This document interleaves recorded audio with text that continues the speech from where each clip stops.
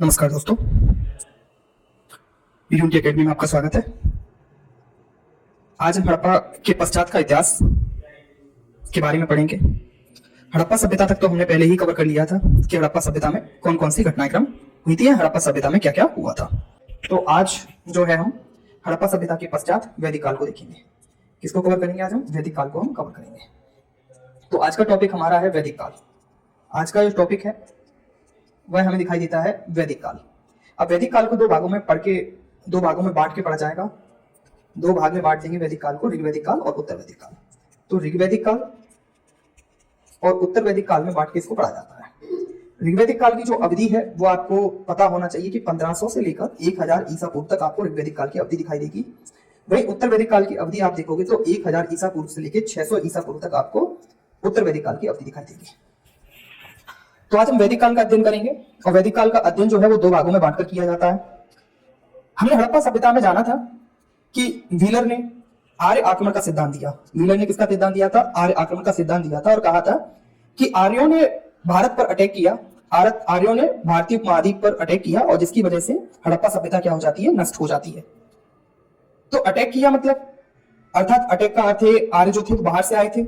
तो व्हीलर का मानना था कि आर्य जो थे वो बाहर से आए थे और बाहर से आने के बाद इन्होंने जैसे ही भारत में प्रवेश किया तो भारत में प्रवेश करने के बाद इन्होंने क्या किया? भारत पर क्या किया? अटैक किया।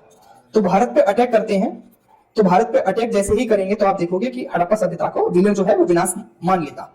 लेकिन फिर मैंने आपको बताया था कि हड़प्पा सभ्यता का विनाश जो है वो आर्य आक्रमण के सिद्धांत से पुष्ट नहीं होगा। ठीक है, तो फिर हमने अन्य कारणों के बारे में चर्चा की थी। तो एक बात याद रखें कि हड़प्पा सभ्यता का जो पतन आपको दिखाई देगा वह पतन आपको दिखाई देता है कि 1750 ईसा पूर्व के आसपास हड़प्पा सभ्यता का पतन हो जाता है। जबकि पतन की शुरुआत आपको इससे पहले ही दिखाई देने लगेगी। 1900 ईसा पूर्व के आसपास हड़प्पा सभ्यता का पतन होने लगेगा और लगभग 1750 ईसा पूर्व के तक आते आते ठीक है हड़प्पा सभ्यता जो है अपनी पतन की ओर अग्रसर हो जाएगी और हड़प्पा सभ्यता जो है ग्रामीण चरण में क्या कर जाती है? प्रवेश कर जाती है। किस चरण में? ग्रामीण चरण में क्या कर जाएगी? प्रवेश कर जाएगी। मैंने पिछली बार भी बताया था आपको कि हड़प्पा सभ्यता के पतन का अर्थ था कि हड़प्पा जो शहरी सभ्यता है वो ग्रामीण चरण में आ जाती है, जिसे हम उत्तरवर्ती हड़प्पा सभ्यता कहेंगे। तो इसी के बाद आप देखोगे कि 1500 ईसा पूर्व के आसपास हड़प्पा सभ्यता का जो पतन की शुरुआत आपको दिखाई देती है, पतन जो दिखाई दे रहा है 1750 में है। तो इसके बाद 1500 ईसा पूर्व के आसपास आप देखोगे कि भारत में आर्यों का आगमन होता है। आज प्रमाणित जो है कि मानते हैं कि आर्य बाहरी हैं। बाहरी का अर्थ है आर्य लोग जो है वो विदेशी हैं, भारतीय मूल के नहीं है। आज यह सिद्धांत प्रमाणित जा रहा है कि आर्य जो है वो बाहरी हैं या विदेशी मूल के हैं। और इसमें जो सबसे प्रमाणित सिद्धांत हमें जो मिलता है वो है मैक्स मूलर का। किसका मिलता है? मैक्स मूलर का। मैक्स मूलर कहेगा कि आर्य जो है वो कहां से आए थे? मध्य एशिया से आए थे। तो ये देखो, ये वाला जो चित्र है आपको आर्यों के संदर्भ में चर्चा कर रहा है कि आर्य जो है वो कहां के निवासी से। इसमें आप देखोगे कि आर्य जो है वो घोड़े पे चलकर आ रहे हैं। देखो आर्य कहां से आ रहे हैं? घोड़े पे चल के आ रहे हैं। तो मतलब आप कह सकते हो कि आर्य जो है वो घोड़े के बारे में जानते थे। आप इधर देखोगे कि ये इंडस वैली की तरफ आ रहे हैं। इंडस वैली मतलब सिंधु घाटी सभ्यता की तरफ आर्यों ने क्या किया है? कूच किया है। आर्य जो है वो कबीले के तौर पे आएंगे। कई कबीले आर्यों के आते हैं, मतलब आर्य जो है वो एक साथ नहीं आएंगे, कबीले के रूप में आएंगे। पहले एक कबीला आ जाएगा, फिर दूसरा कबीला आ जाएगा और ऐसे लगातार कई कबीले आर्यों के वो इंडस वैली की तरफ आते जाएंगे। इंडस वैली का अर्थ है सिंध और उसकी सहायक नदियों के आसपास का जो क्षेत्र है। ये वाला जो क्षेत्र आपको दिखाई देता है सिंध और उसकी सहायक नदी का क्षेत्र, इसे ही बोलेंगे इंडस वैली का क्षेत्र। तो आर्य मध्य एशिया से आएंगे, इस क्षेत्र में आएंगे और कबीले के रूप में आते हैं। कई कबीले आर्यों के आपको इस क्षेत्र में आते हुए दिखाई देंगे। तो आप देखो इस चित्र में आपको दिखाई देगा कि कई पुरातत्वविद लोग बैठे हुए हैं और चर्चा कर रहे हैं कि आर्य कहां से आए हैं। तो एक निकल के आएगा कि मध्य एशिया से आए हैं और ये मध्य एशिया वाला सिद्धांत जो है वो किसका है? मैक्स मूलर का है और यही सिद्धांत सबसे ज्यादा प्रमाणित आपको दिखाई देगा। ठीक है, आगे अगर हम देखें अन्य लोगों ने क्या कहा आर्यों के बारे में कि आर्य कहां से आए हैं, तो आप देखें आर्यों के मूल स्थान को लेकर विवाद उत्पन्न है और इस विवाद में मैंने पहले ही बता दिया था कि मैक्स मूलर जो विद्वान है उनका सिद्धांत सबसे ज्यादा प्रमाणित आपको दिखाई देगा। वो कहेंगे कि आर्य जो है वो मध्य एशिया के निवासी है। कहां के? मध्य एशिया के निवासी है। वर्तमान में यह प्रमाणित भी हो चुका है। वर्तमान में आप देखोगे तो एक डीएनए के माध्यम से इसको प्रमाणित कर दिया गया है और यही माना जाता है कि आर्य जो है वो मुख्यतः मध्य एशिया से ही आए होंगे। तो सबसे ज्यादा प्रमाणित सिद्धांत जो है वो मैक्स मूलर का है। इसके अतिरिक्त सिद्धांत आपको जो देखने को मिलते हैं आर्यों के मूल स्थान को लेकर वो एक बाल गंगाधर तिलक का दिखाई देगा आपको। जो बाल गंगाधर तिलक कहेंगे कि आर्य लोग जो है वो उत्तरी ध्रुव से आए हैं। वहीं एक सिद्धांत दयानंद सरस्वती का आपको दिखाई देगा। दयानंद सरस्वती मानेंगे कि आर्य लोग तिब्बत से आए हैं। गंगानाथ झा जो है वो मानते हैं कि आर्य जो है ब्रह्मस देश से ही आए हैं। अब ब्रह्मस देश का अर्थ आप याद रखें, ब्रह्मस देश का अर्थ है भारत ही। भारत को ही माना जाएगा ब्रह्मस देश। ठीक है। ये बाद में हम आपको बताएंगे। आर्यों के स्थान पड़ते हैं, सप्त सेंधव प्रदेश पड़ेगा, जो 7 नदियों के आसपास का क्षेत्र। सिंधु और उसकी जो सहायक नदियां हैं, मतलब टोटल ये शायद 7 नदियां हो जाएंगी, तो इसी वजह से उसको कह देंगे सप्त सेंधव प्रदेश। इसमें सरस्वती नदी भी शामिल होती है। ठीक है। बाद में जाके आर्यों का जब विस्तार सिंधु नदी और उसकी सहायक नदियों की से आप देखोगे दक्षिण की तरफ होगा। दक्षिण मतलब आप देखोगे सिंधु और उसकी सहायक नदी की तरह आपको इस क्षेत्र में दिखाई देती है। जब आर्य जो है इस क्षेत्र से दक्षिण की तरफ जाएंगे, गंगा नदी यमुना नदी की घाटी की तरफ जाएंगे, तो ये जो क्षेत्र है ये ब्रह्मावर्त और ब्रह्मर्ष देश के तौर पे जाना जाएगा। और ये शुरुआती जो क्षेत्र था उसे सप्त सेंधव प्रदेश कहेंगे। ठीक है। उसके बाद नीचे की तरफ जाते हैं, इसको कहेंगे ब्रह्मर्ष देश। तो गंगानाथ जहां मानते हैं कि आर्य जो है वो ब्रह्मर्ष देश से आए हैं, और ब्रह्मर्ष देश का अर्थ सामान्यतः इतिहासकारों ने भारत को ही माना है। मतलब आप कह सकते हो कि ये यही के हैं, ऐसा मानेंगे। प्रोपेंका का मानना था कि आर्य जो है वो जर्मनी के मैदानी भाग से आए हैं। प्रोपेंका कहेंगे जर्मनी के मैदानी भाग से।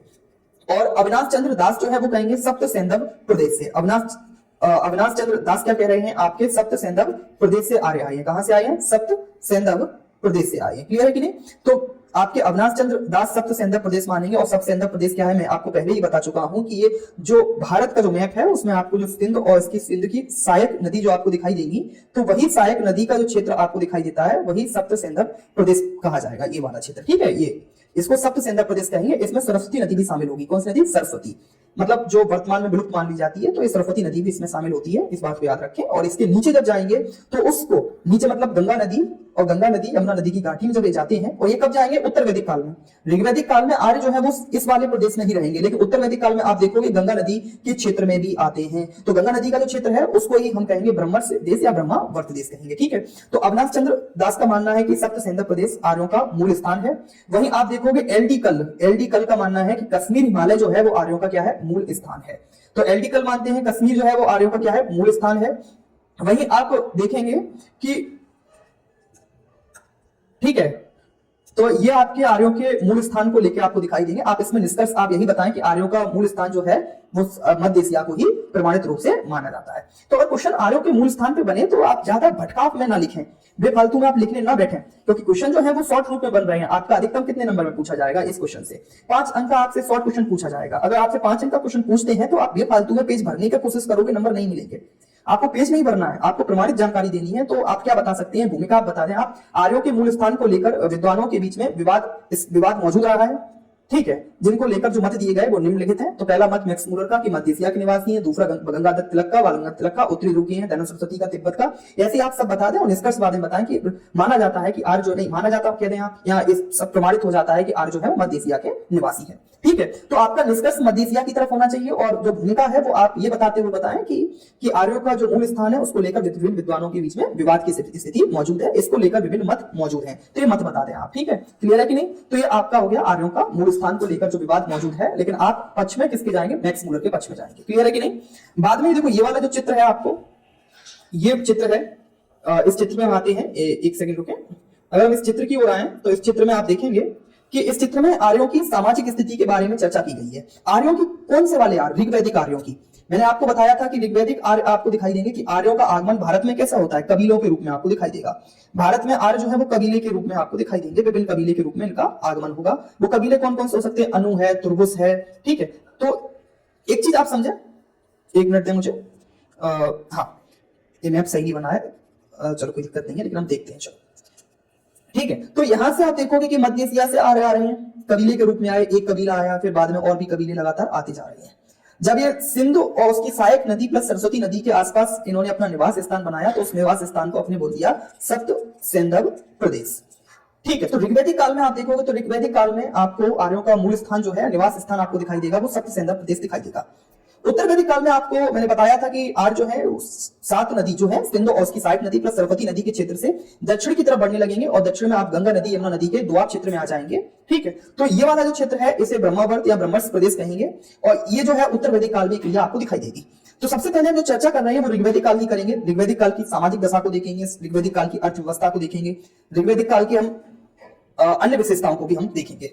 तो सबसे पहले हम देखते हैं ऋग्वैदिक काल की सामाजिक स्थिति। तो इस चित्र में आप देखेंगे ऋग्वैदिक काल की सामाजिक स्थिति के बारे में कुछ चीजें आपको दिखाई दे रही हैं। ठीक है। जैसे ये वाली देखो, पहिया दिखाई दे रहा है, पहिए की गाड़ी आपको दिखाई दे रही है। यहाँ पे आप गाय देख रहे हो, मतलब गाय इनके समाज में सबसे ज्यादा मौजूद है, गाय या बैल, मतलब गौवंश आपको इसमें दिखाई दे रहा है। ठीक है। इसके बाद आप देखोगे कि समाज में कुछ अग्नि पूजा जैसे हमें साक्ष्य यहाँ पे दिखाई दे रहे हैं। घर अगर आप देखोगे, घर भी अगर आप देखोगे तो ये झोपड़ी टाइप के घर यहाँ पे मौजूद है। इसके बाद आप खेती वगैरह भी आपको होती हुई यहाँ पे दिख रही है, ठीक है। देखो अब इसमें आपको क्या दिखाई दे रहा है कि यहाँ पे अलग अलग प्रकार के लोग हैं, अलग अलग प्रकार का कर्म कर रहे हैं। कुछ लोग जो है देखो ये अपना मंत्र उच्चारण का काम कर रहे हैं, ये भी देखो मंत्र उच्चारण के काम में लगे हुए हैं, ये किसानी के काम में लगे हुए हैं, ठीक है। तो अलग अलग व्यक्ति जो है अलग अलग काम कर रहे हैं, ठीक है। तो यहाँ पे वर्ण व्यवस्था जो है वो कर्म प्रधान आपको दिखाई देगी। कैसी दिखाई देगी? कर्म प्रधान। अब वर्ण व्यवस्था क्या है? वर्ण व्यवस्था के बारे में आपको बता दूं कि जब आप ऋग्वेद पढ़ोगे तो ऋग्वेद के 10वें मंडल में, ऋग्वेद के 10वां मंडल है, उसमें पुरुष सूक्त का वर्णन मिलता है। किसका वर्णन मिलता है? पुरुष सूक्त का। इस पुरुष सूक्त के अनुसार आप देखोगे कि 4 वर्ण की उत्पत्ति होगी। किसके द्वारा? ब्रह्मा के द्वारा। वर्तमान में एनसीईआरटी में ब्रह्मा शब्द का यूज नहीं होता है, वो आदि ब्रह्म का यूज करते हैं। तो कहेंगे कि ऋग्वेद के पुरुष सूक्त में ब्रह्मा के द्वारा या आदि ब्रह्म के द्वारा 4 वर्णों की उत्पत्ति होती है, जिसमें सबसे ऊपर जो है वो ब्राह्मण होता है। ब्राह्मण के बाद जो सेकंड नंबर पे आता है वो क्षत्रिय होता है, और क्षत्रिय के बाद जो थर्ड नंबर पे आता है वो वैश्य होता है, और लास्ट में जो है वो शूद्र आपको दिखाई देगा। ब्राह्मण का काम क्या होगा? वेदों को पढ़ना या वेदांगों को पढ़वाना या मंत्र वगैरह की क्रिया करवाना, या आप देखोगे धार्मिक कार्य करना, ब्राह्मणों का कार्य आपको दिखाई देगा। क्षत्रिय का कार्य आपको दिखाई देगा रक्षा का काम करना, सुरक्षा का काम करना। वैश्य का कार्य आपको व्यापार का दिखाई देगा। शूद्र का आपको दिखाई देगा जो ऊपर के जो 3 वर्ण है उनकी सेवा करना, ये शूद्र का कार्य आपको दिखाई देगा। यही वर्ण व्यवस्था थी।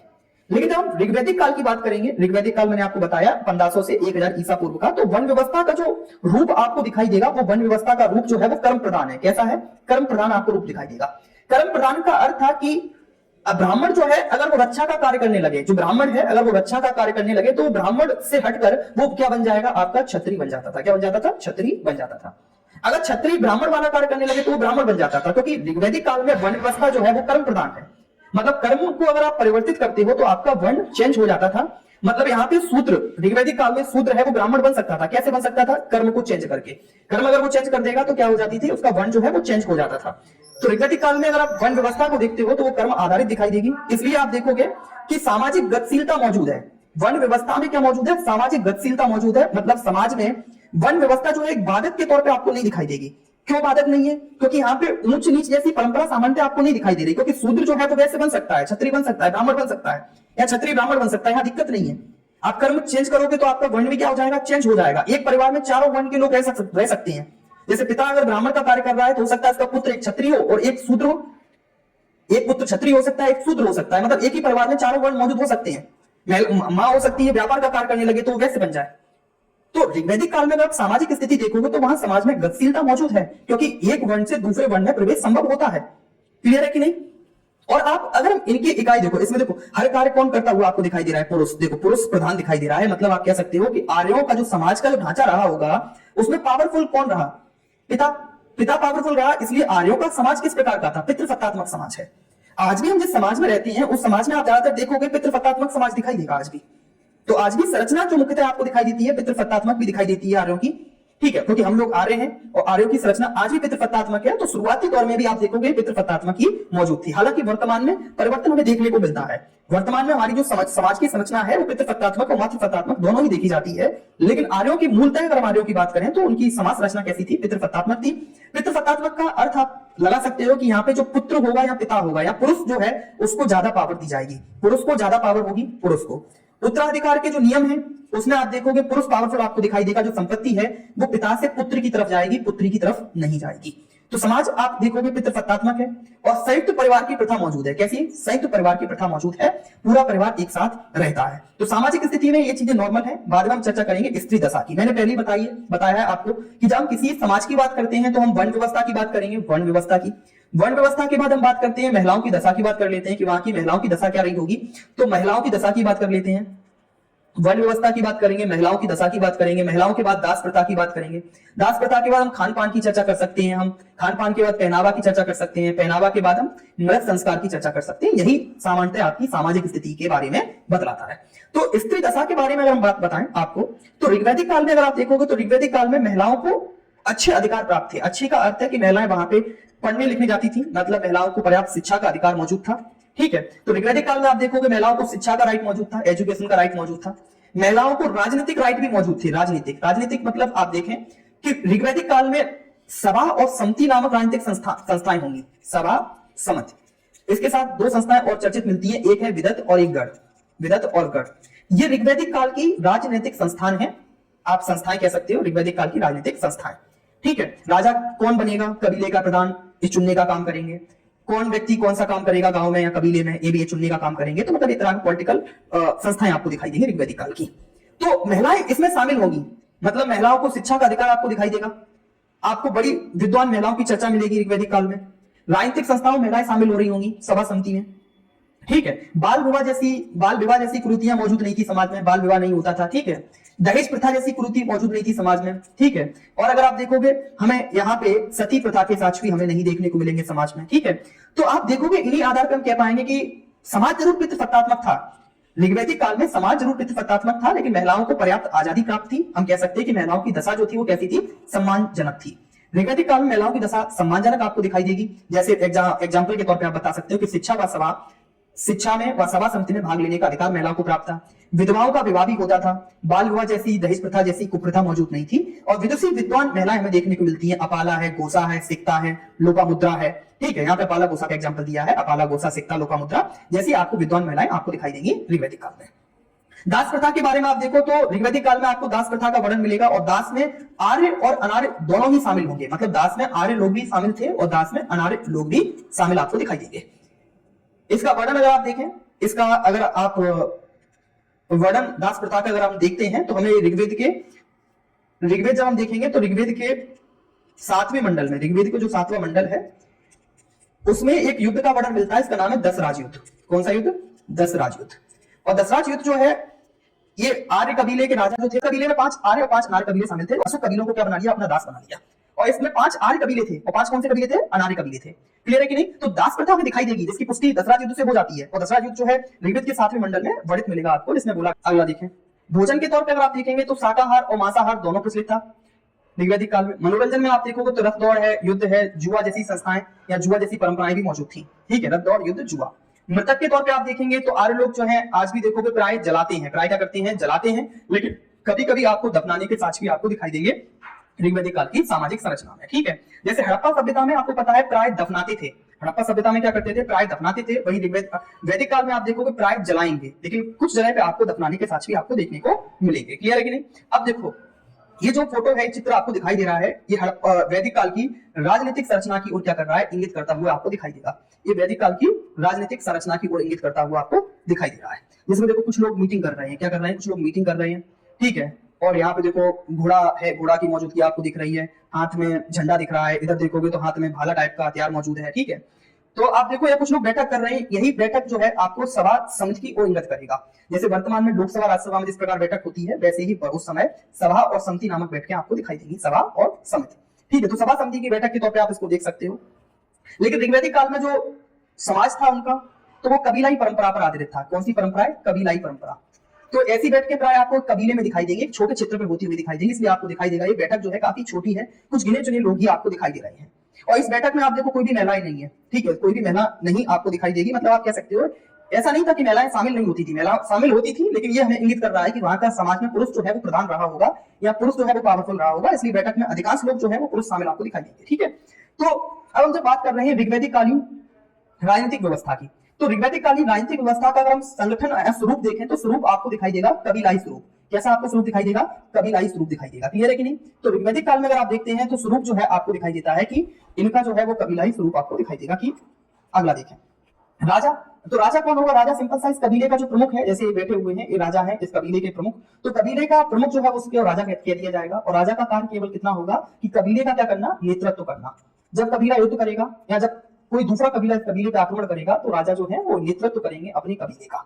तो राजा कबीले का प्रधान होता था, जिसका निर्वाचन होता था। मतलब निर्वाचन का अर्थ है कि यहाँ की जो कबीले के लोग हैं यही अपने राजा को चुनते थे। तो राजा का चुनने का अधिकार भी कबीले को आपको दिखाई देगा। इसलिए आप इसमें लिखा है कि राजा कबीले का प्रधान है, जिसका निर्वाचन होता है। और इसे जनस्य गोप कहते थे। जनस्य गोप मतलब गोप का अर्थ होता है राजा और जनस्य मतलब जनता, जनता का राजा। अब यहाँ पे नौकरशाही किस प्रकार की आपको दिखाई देगी? नौकरशाही रक्त संबंधित दिखाई देगी। रक्त संबंधित का अर्थ क्या है? एक चीज समझना, आर्यों का जो कॉन्सेप्ट है थोड़ा आप उसको देखें, तब आपको रक्त संबंधित आपको समझ में आएगा। ब्लड रिलेशन या ब्लड। आप देखो जो आर्य जो कॉन्सेप्ट लेके आए शादी को लेकर कहते ना कि हमें दूसरी मतलब हमें एक गोत्र में शादी नहीं करनी चाहिए, एक गोत्र में शादी नहीं करनी चाहिए, सेम गोत्र में शादी आर्यों के कल्चर में मना करी गई है। अब गोत्र होता क्या था, सिंपल सा, जैसे इनका कहना था कि एक कबीला है, उस कबीले की मतलब ये पूरा जैसे मान के चलो कबीला है, इस कबीले की सारी गाय एक जगह बनती है, मान के चलो इस जगह बनती है, तो ये पूरे कबीले की जो गाय एक जगह बनती थी, इसी को गोत्र परंपरा से जोड़ा जाएगा, इसी को। तो गाय से ही गोत्र शब्द की उत्पत्ति आपको दिखाई देगी, गाय से ही किसकी उत्पत्ति दिखाई देगी, गोत्र। तो जब एक कबीले की पूरी गाय एक जगह बनेगी तो उसको एक संबोधित कर देंगे कि भैया ये जो है, जो गाय है ये इस गोत्र की है, गाय गोत्र नहीं, मतलब ये पूरा जो कबीला है वो इस गोत्र का है, इस, क्लियर है कि नहीं। तो पूरे कबीले का गोत्र क्या हो जाएगा, एक हो जाएगा। शुरुआत में तो आप देखोगे समान गोत्र में शादी कर लेंगे लोग, शुरुआत में ऋग्वैदिक काल में आपको दिखाई देगा कि ये जो कबीले के लोग थे वो आपस में शादी कर लेते थे ऋग्वैदिक काल के शुरुआती चरण में। लेकिन बाद में आप देखोगे उत्तर वैदिक काल में ये मना कर देंगे, उत्तर वैदिक काल में कह देंगे भैया हम समान गोत्र में शादी नहीं करेंगे, मतलब ये पूरा कबीला और एक जगह उसकी गाय बनती है तो मान के चलोगे इस पूरे कबीले का गोत्र एक हो गया। तो अब उत्तर वैदिक काल में इस कबीले की लड़की की शादी इसी कबीले के लड़के से नहीं हो पाएगी, तो फिर क्या करेंगे वो लोग, बाहर के किसी और आर्य कबीला, क्योंकि उसका जो गोत्र है वो अलग होगा, उसकी गाय अलग बनती थी, तो वहां पे जाके नाम अलग होगा तो गोत्र अलग हो जाएगा, तो शादी करी जाएगी, ठीक है। तो इसको एक तौर पे हम देख सकते हैं कि विस्तारवादी मानसिकता है आर्यों की कि भैया संबंध जो है वो अलग दूसरे कबीले से बनाएंगे, तो कबीले कबीले संबंध बनेगा, तो ये विस्तारवादी मानसिकता आप कह सकते हो। तो इसको बोलते हैं रक्त संबंधित। रक्त संबंधित का अर्थ है कि भैया ये पूरा जो कबीला है एक रक्त से ही जुड़ा हुआ है, इसकी गायें जो एक जगह बन रही हैं, एक ही गोत्र है। तो अब देखो आर्यों में जब शुरुआत में देखेंगे तो इसे बोलेंगे नौकरशाही कैसी है, इनकी रक्त संबंधित है, रक्त संबंधित मतलब इन्हीं के लोग पूरे नौकरशाही में शामिल होंगे, चाहे वो सेना के तौर पे शामिल हो, चाहे वो गुप्तचर के तौर पे शामिल हो, चाहे वो पुरोहित के तौर पे शामिल हो। गुप्तचर को इस समय स्पष्ट बोलेंगे, स्पष्ट शब्द से उच्चारण करेंगे गुप्तचर का, गुप्तचर को बोलते थे स्पष्ट, क्लियर है कि नहीं। प्रशासनिक इकाई अगर हम देखेंगे जहां पे शासन होगा, सबसे छोटी प्रशासनिक इकाई होगी कुल। कुल मतलब कह सकते हो परिवार, तो कुल आपको दिखाई देगा, कुल कितना, जो हमारा ये कुल है, ये परिवार का कुल है, ठीक है। तो एक परिवार सबसे छोटा, तो कई कुल मिल जाएंगे तो क्या बन जाएगा, एक गांव बन के तैयार हो जाएगा, एक ग्राम बन के तैयार हो जाएगा, और कई ग्राम मिल जाएंगे तो एक विश्व बन के तैयार हो जाएगा, और विश्व बन के बाद एक जन बन जाएगा। तो ऋग्वैदिक काल में आप देखोगे जो सबसे बड़ी प्रशासनिक इकाई वो आपको दिखाई देगी जन, और राजा जन पे बैठते था, इसलिए राजा को बोल देंगे जनस्य गोप, जनस्य गोप, क्योंकि राजा जन के ऊपर शासन करता था, इसलिए राजा को बोला जाएगा जनस्य गोप, क्लियर है कि नहीं। अब आगे देखिए सभा समिति विदत और गढ़ नाम की संस्था भी आपको दिखाई देगी, सभा समिति विदत गढ़। तो राजा की सहायता के लिए संस्थाएं बनाई जाएंगी, सभा समिति विदत गढ़, ठीक है। सभा के बारे में अगर देखें तो सभा क्या है, वहां के वृद्धि व अनुभवी लोगों की संस्थान है। वृद्धि वृद्धि मतलब वृद्धि गत लिखा है, यहाँ पे वृद्ध आप लिख सकते हैं, वृद्ध वृद्ध वृद्ध मतलब बूढ़े, वृद्ध व अनुभवी लोगों की संस्था है सभा। और वर्तमान में अगर हम देखें तो राज्यसभा के समान कह सकते हो आप, तो सभा का जो स्वरूप है वो राज्यसभा के समान है, और वृद्ध और अनुभवी लोग इसमें शामिल होते हैं, और ये कार्य क्या करती थी, न्याय का कार्य करेगी, ठीक है। समिति के बारे में आप देखोगे सामान्य लोगों की संस्था है, सामान्य लोग मतलब सिंपल सा आप देखोगे जो इस कबीले के जो सामान्य लोग हैं, ठीक है, उनकी संस्था आपको दिखाई देगी समिति, और समिति का कार्य क्या होगा, राजा का निर्वाचन करना, राजा को चुनना आपको दिखाई देगा। अब न्याय व्यवस्था अगर देखें आप, तो न्याय व्यवस्था में आप देखोगे जो राजा है वो सर्वोच्च है, राजा के द्वारा दिया गया न्याय ही यहाँ पे सर्वोच्च आपको दिखाई देगा। जैसे यहाँ पे मृत्युदंड भी दिया जाएगा, जल व अग्नि परीक्षा भी दी जाएगी, जल परीक्षा और अग्नि परीक्षा जैसे दंड भी आपको दिखाई देंगे, ठीक है। राजा यहाँ पे निरंकुश नहीं दिखाई देगा आपको, निरंकुश क्यों नहीं था, क्योंकि इस पर अंकुश लगाने के लिए आपको सभा समिति विदत और गढ़ जैसी संस्थाएं मौजूद थी, तो राजा निरंकुश नहीं था, क्योंकि समिति द्वारा इसका निर्वाचन होता था, और विभिन्न प्रतिनिधि संस्थाएं इसे क्या करती थी, रेगुलेट करती थी या नियमित रखती थी। तो राजा को कंट्रोल करने के लिए आपको दिखाई देगा कि यहाँ पे वैदिक काल में कई संस्थाएं मौजूद थी, इसलिए राजा जो है वो निरंकुश नहीं हो पाएगा, क्लियर है कि नहीं। तो अगर राजनीतिक स्थिति आपको ऋग्वैदिक काल की पूछी जाए तो आप इन्हीं के अंतर्गत बताएं, आप कुछ और लिखोगे तो आपको नंबर नहीं मिलेंगे मेंस में किसी भी हालत से, ठीक है। तो याद रखिए आपको अगर नंबर निकालना है एग्जामिनर से, ठीक है, एग्जामिनर नंबर नहीं देना चाहता, आपको निकालना पड़ेगा एग्जामिनर से, नंबर लेने पड़ेंगे, छीनने पड़ेंगे। और नंबर अगर छीनना है तो आप जब राजनीतिक स्थिति लिखने बैठे तो इन्हीं पॉइंट को आप याद रखें, कम से कम शब्दों को लिखें, बेफालतू में का की के ता कीते या कारक विभक्ति की तरफ ना बढ़े, ठीक है, कारक विभक्ति ज्यादा यूज करोगे मतलब निकलेगा नहीं, क्लियर है कि नहीं। आगे हम बढ़ते हैं, अब आते हैं हम ऋग्वैदिक कालीन धर्म की तरफ बढ़ते हैं, ऋग्वैदिक कालीन धर्म की तरफ। तो ऋग्वैदिक कालीन धर्म में आप इस चित्र को थोड़ा देखें तो इसमें आपको क्या दिख रहा है कि यहाँ पे कुछ व्यक्ति हैं, कुछ व्यक्ति आपको दिखाई देंगे, वो क्या कर रहे हैं, अग्नि की पूजा कर रहे हैं। और अग्नि की पूजा का अर्थ है वो किस लिए पूजा कर रहे होंगे, अपने खुद को स्वस्थ रखने के लिए कर सकते हैं, कुछ लोग हो सकता है कि लड़के की प्राप्ति के लिए या पुत्र इच्छा की प्राप्ति के लिए भी पूजा कर सकते हैं, ठीक है। तो आपको यह दिखाई देगा कि यहाँ पे देखो एक तो अग्नि आपको दिखाई दे रही है, एक तो आपको सूर्य दिख रहे हैं, एक आपको पृथ्वी दिख रही है, ठीक है। और इधर देखोगे तो वर्षा, इंद्र के तौर पे देखोगे तो वर्षा जैसे दिखाई दे रहा है आपको, मौसम जो है बादल वगैरह वर्षा का बना हुआ है, ठीक है। तो ये सब आर्यों के किसकी तरफ सूचित कर रहा है, आर्यों के धर्म की तरफ सूचित कर रहा है। तो हम थोड़ा देखते हैं आर्यों को, धर्म को। तो आर्य जो है धर्म का जो काम कर रहे हैं, इसका उद्देश्य क्या है, उद्देश्य सिंपल सा है, आज भी हम धर्म का कार्य करते हैं तो उसमें हमारा उद्देश्य क्या होता है, भौतिक सुखों की प्राप्ति करना। जैसे हो सकता है युद्ध विजय, आपके लिए क्या हो सकता है, परीक्षा में विजय, आपके लिए हो सकता है एमपीपीएससी निकालना। कई लोग जो हैं व्रत रखते हैं, इसलिए भगवान उनकी जॉब लगा दे, उनकी जॉब का सुन ले, तो वो क्या है, भौतिक सुखों की प्राप्ति तो करना चाह रहे हैं। तो उपासना का उद्देश्य भौतिक सुखों की प्राप्ति हो सकता है, जैसे युद्ध विजय हो सकता है, पुत्र प्राप्ति हो सकता है, ठीक है। और आर्यों के काल में युद्ध किस लिए किए जाएंगे, एक बात आप याद रखें, एक बात आप याद रखना है कि आर्य जो ऋग्वैदिक आर्य थे, ऋग्वैदिक काल के जो आर्य हैं, उनके लिए जो संपत्ति है, उनके लिए जो संपत्ति है वो संपत्ति है गाय। ऋग्वैदिक आर्यों के लिए संपत्ति है गाय है, और गाय की प्राप्ति के लिए युद्ध होंगे। मतलब एक कबीला दूसरे कबीले पर अगर अटैक करेगा तो अटैक करने का कारण होगा कि भैया वहां से गायों को क्या कर लेना, चुरा लेना, ठीक है। तो याद रखें, तो यहाँ पे युद्ध विजय का अर्थ है कि कबीले पे अटैक करके वहां से गाय को प्राप्त कर लेना, ठीक है। तो उपासना की प्रकृति आपको क्या दिखाई देगी, उपासना का नेचर क्या है, तो देखो यहाँ पे कुछ लोग प्रार्थना कर रहे हैं, कुछ यज्ञ कर रहे हैं, कुछ कर्मकांड आपको दिखाई देगा। तो उपासना की पद्धति है प्रार्थना, और प्रार्थना सबसे ज्यादा प्रमुख आपको दिखाई देगा कि अधिकांश लोग क्या कर रहे हैं, प्रार्थना कर रहे हैं। तो उपासना की प्रकृति में अगर आप उपासना के नेचर में देखेंगे तो प्रार्थना जो है वो सबसे ज्यादा प्रचलित है। लेकिन इस समय यज्ञ और कर्मकांड भी मौजूद था। लेकिन एक चीज समझे, यज्ञ है लेकिन वो कैसा है, कर्मकांड रहित।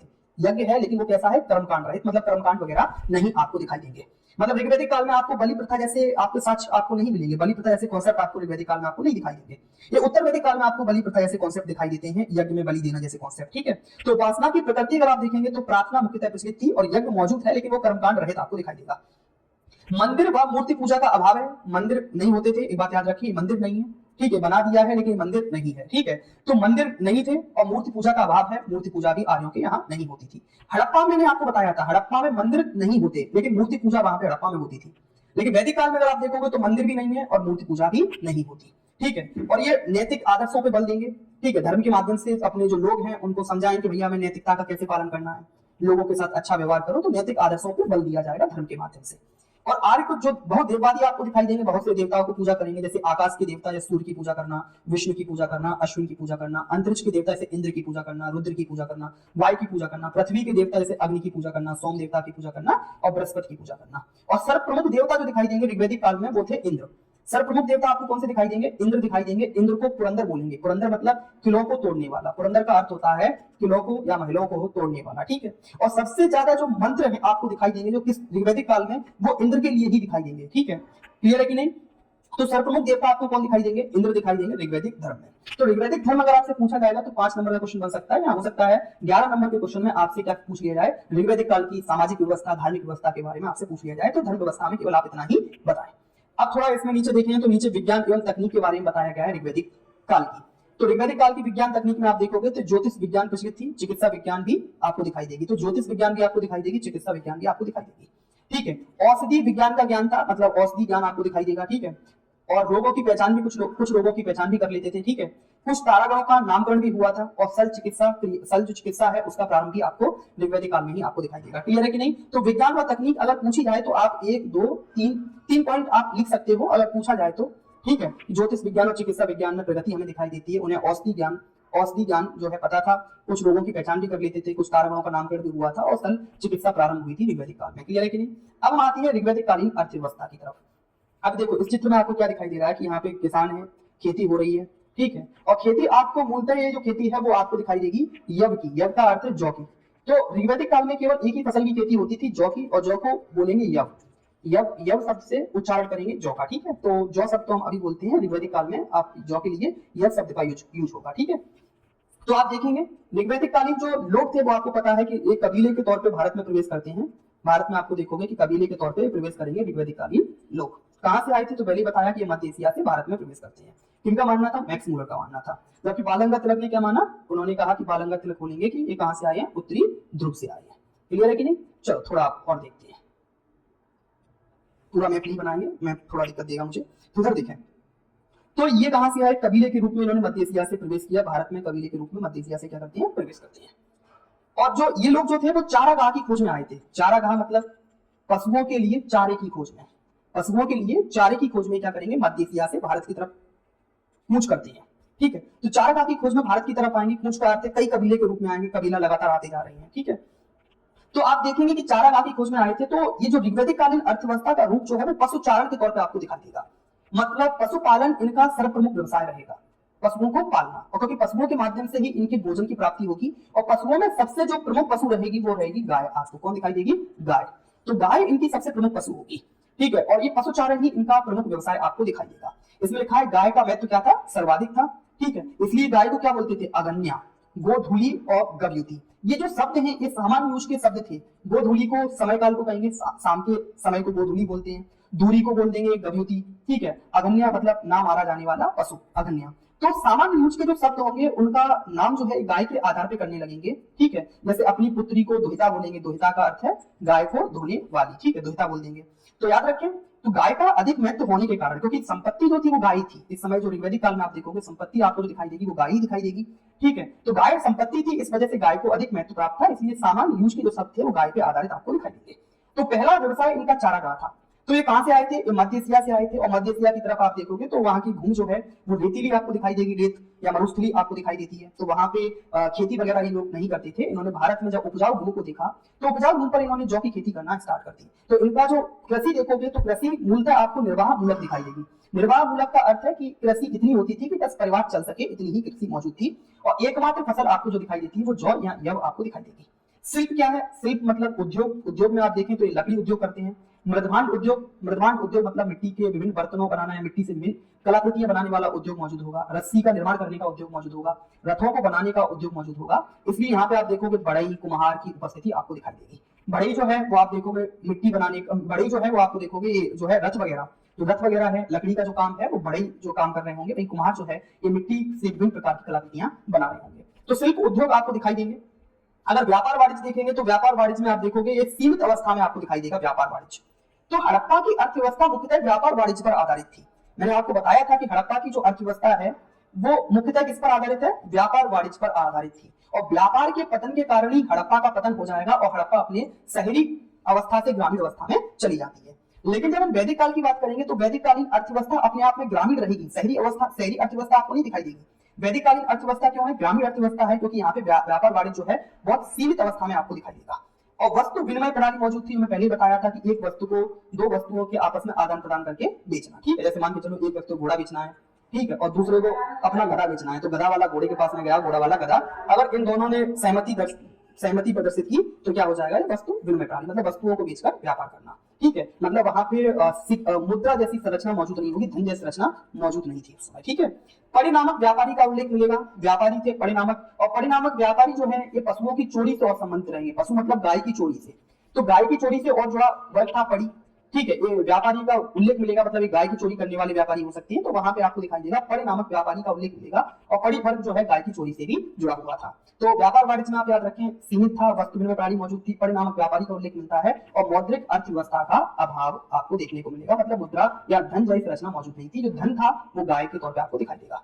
कर अगर आप देखोगे तो बल नामक एक स्वैच्छिक कर था। बल नामक एक स्वैच्छिक कर था। स्वैच्छिक मतलब इच्छा है, आपको देना है तो राजा को दे दो, नहीं देना है तो मत दो, कोई दिक्कत नहीं है। मतलब राजा आपसे जबरदस्ती तौर पे वसूल नहीं कर सकता था। तो एक स्वैच्छिक कर है, आपकी इच्छा के ऊपर निर्भर करता था, आपको देना है तो दो, ना देना है तो मत दो। व्यापार में निष्क का प्रयोग होना स्टार्ट हो गया था। निष्क क्या था? सोने का आभूषण। व्यापार में निष्क का प्रयोग होने लगा था। निष्क मतलब स्वर्ण आभूषण का प्रयोग व्यापार में होने लगा था, ठीक है। लेकिन वहां पे निष्क जो है वो मुद्रा नहीं बन पाएगी, आप इसको सिक्के के तौर पे कहो वो नहीं दिखाई देगी, ठीक है। मतलब सोने के आभूषण का प्रयोग हम व्यापार में उस समय कर पा रहे थे। तो इसलिए ये चर्चा मिलती है कि व्यापार में निष्क या स्वर्ण आभूषण का प्रयोग होने लगा था। सूदखोरी की परंपरा मौजूद थी। सूदखोरी का अर्थ है कि भैया ब्याज पर पैसा दे देना, ब्याज पर पैसा दे देना। हालांकि इसको क्या कहेंगे? सूदखोरी की परंपरा जो है उसकी अवहेलना भी की जाएगी। अवहेलना मतलब जो धर्म ग्रंथ हैं वो सूदखोरी की परंपरा की अवहेलना करते हैं, लेकिन सूदखोरी की परंपरा वहां पे मौजूद थी। मतलब और ये करने वाले जो सूदखोर करने वाले लोग थे उनको क्या कहा जाता था? वैकनाट कहा जाता था। क्या कहा जाता था? वैकनाट। तो वैकनाट सूदखोर थे जो अधिक ब्याज पर क्या देते थे? पैसे देते थे। तो इस परंपरा की धार्मिक ग्रंथ अवहेलना करेंगे ब्याज पर पैसे देने के, ठीक है। अगला हम देखते हैं उत्तर वैदिक काल की तरफ आते हैं।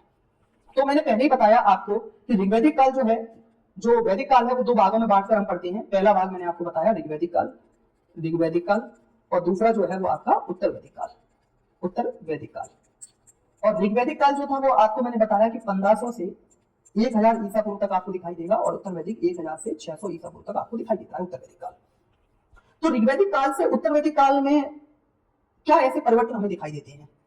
ऋग्वैदिक काल से उत्तर वैदिक काल की तरफ अगर हम जाते हैं तो हमें क्या परिवर्तन दिखाई देते हैं? ये परिवर्तन समाज में हमें किस प्रकार दिखाई देते हैं, अर्थव्यवस्था में हमें किस प्रकार दिखाई देते हैं, राजनीतिक व्यवस्था में हमें किस प्रकार दिखाई देते हैं, तो इन्हीं चीजों की हम चर्चा करेंगे।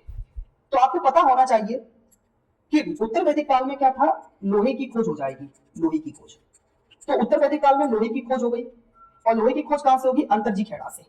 अंतर्जी खेड़ा से लोहे की खोज के हमें साक्ष्य मिलते हैं। प्रारंभिक लोहे के साक्ष्य में अंतर्जी खेड़ा से मिलेंगे और अंतर्जी खेड़ा जो है स्थल उत्तर वैदिक काल से संबंधित स्थल है। ठीक है, तो लोहे की खोज हो जाएगी आपकी लगभग 950 के आसपास, मतलब 1000 से थोड़ा और आगे बढ़ेंगे तो 950 के आसपास आपको दिखाई देगा कि लोहे की खोज हो जाती है। तो लोहे की खोज हो जाने के बाद आप देखोगे कि लोहे से क्या बनने लगेंगे, हथियार बनने लगेंगे, लोहे से हथियार बनेंगे। और जब लोहे से हथियार बनते हैं तो राजा क्या हो जाएगा, पावरफुल हो जाएगा। क्या हो जाएगा, राजा की शक्ति में क्या हो जाएगी, वृद्धि हो जाएगी, राजा पावरफुल हो जाएगा। तो आप देखोगे कि यहाँ राजा पावरफुल हो जाएगा। पहले राजा जो था वो कबीले का नाम मात्र का प्रधान था, क्योंकि कबीला ही राजा को चुनता था।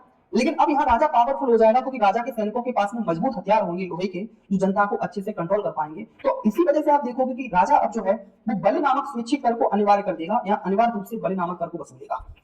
इसी प्रकार आप देखोगे लोहे से, जब आप देखोगे कि लोहे से जब कृषि उपकरण बनेंगे, कृषि उपकरण, क्योंकि लोहे के कृषि उपकरण क्या हो जाएंगे, मजबूत रहेंगे, और इनसे क्या होगा, खेतों की गहरी जुताई संभव हो पाएगी। और जब खेतों की गहरी जुताई हो पाएगी तो जिस वजह से आप देखोगे बड़ी मात्रा में, मतलब बड़ी मात्रा में नहीं आप कह सकते हो, लेकिन ऋग्वैदिक काल की तुलना में उत्तर वैदिक काल में कृषि जो है वो ज्यादा होने लगेगी। और कृषि ज्यादा होने लगेगी तो आप देखोगे कि आर्य जो थे पहले गाय को जो महत्व देते थे, अब वो गाय की जगह किसको महत्व देने लगेंगे, कृषि को महत्व देने लगेंगे। वो कहेंगे कि भैया पशु चारण में इतना फायदा नहीं है, पशुओं को चराने में इतना फायदा नहीं है जितना कि खेती करने में है। लेकिन आपको पता होगा कि गाय जो है या पशुपालन जो है, आज वर्तमान में पशुपालन में आप देखोगे वो कृषि और पशु दोनों सम्मिलित रूप से शामिल होते हैं, कृषि और पशु। ठीक है, या एग्रीकल्चर सेक्टर में भी और आप देखोगे, कृषि सेक्टर में भी आप देखोगे तो खेती करना और पशुपालन दोनों ही शामिल होता है वर्तमान में। लेकिन जब हम बात तब की कर रहे हैं उस समय आप देखोगे कि आर्य जो है कहेंगे कि भैया पशुपालन में इतना फायदा नहीं है, पशुपालन में हम क्या करेंगे, अब कृषि की तरफ बढ़ेंगे। तो आप देखोगे कि यहाँ पे लोहे की खोज के बाद कृषि जो है वो प्राथमिक व्यवसाय हो जाएगा और पशुपालन जो है वो द्वितीय व्यवसाय आपको दिखाई देगा। ठीक है, अब राजा की शक्ति में वृद्धि हो जाएगी। अब जो राजा पहले से बन चुका है, जो राजा पहले से बन चुका है, जिसकी शक्ति में वृद्धि हो गई, अब वो क्या चाहेगा कोई अन्य व्यक्ति जो है वो राजा बन पाए, क्या वो चाहेगा, नहीं चाहेगा। इसलिए आप देखोगे यहाँ की समाज में जो वर्ण व्यवस्था जो थी वो कर्म प्रधान, तो क्या हो जाएगी, जाति प्रधान हो जाएगी। जात प्रधान का अर्थ समझोगे कि जिस जात में तुम पैदा हुए, जिस वर्ण में तुम पैदा हुए, और वर्ण चेंज नहीं कर सकते, क्योंकि यहाँ पे कृषि जो है प्रमुख व्यवसाय हो गई, लोहे के हथियार आ चुके हैं। अब संपत्ति जो है वो पशुओं को पालना नहीं है, अधिक से अधिक जमीन को कब्जे में करना ताकि उस पर खेती हो सके, वो संपत्ति बनने लगेगी, जमीन जो है वो संपत्ति बनने लगेगी। तो जो पहले से ऊंचे लोग जो मौजूद होंगे, जैसे ब्राह्मण लोग हैं, जो राजा लोग हैं, वो नहीं चाहेंगे कि जो शूद्र लोग हैं या वैश्य लोग हैं, मुख्यतः शूद्र लोग जो हैं वो वैश्य में या राजा में या ब्राह्मण की तरफ आए। तो वो क्या कर देंगे, यहाँ पे अब वर्ण व्यवस्था का रूप जो है वो कर्म प्रधान से क्या हो जाएगा, जात प्रधान हो जाएगा।